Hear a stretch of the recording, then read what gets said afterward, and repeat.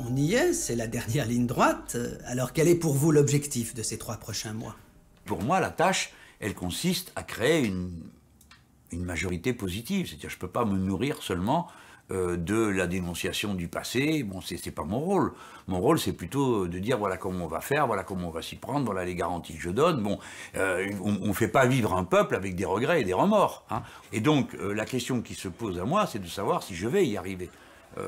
Alors que beaucoup vont me dire « Ah, c'est pas possible, d'ailleurs personne ne parle comme lui, les autres sont pas d'accord. » Bon, mais tout le monde sait qu'une possibilité dans cette situation incroyablement fluide et virevoltante, c'est que la table se renverse. Donc je dois mener ma campagne en tenant compte de tout ça. Il s'agit de construire.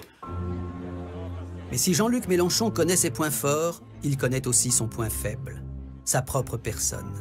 Car la plupart des présidentiables, comme s'il n'y avait de grandeur que dans l'impassibilité, nous ont habitués à être flegmatiques, alors que lui s'indigne, bouillonne, invective, tempête.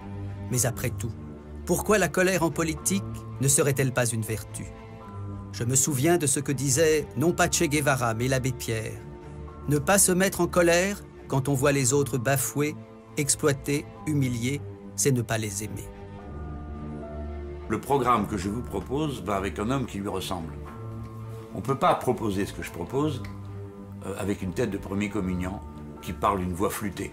Dans nos milieux, dans les milieux populaires, la première vertu, c'est de ne pas se laisser faire.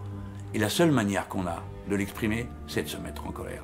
La colère est donc non pas une perte de sang-froid, c'est l'affirmation d'une volonté.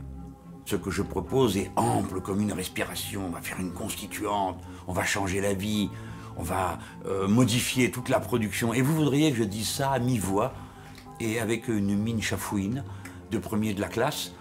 Non, c'est pas possible.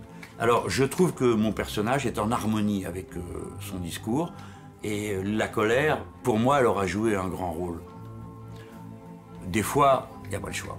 Il faut ouvrir les portes à coups de pied. Tel est le sens de la colère.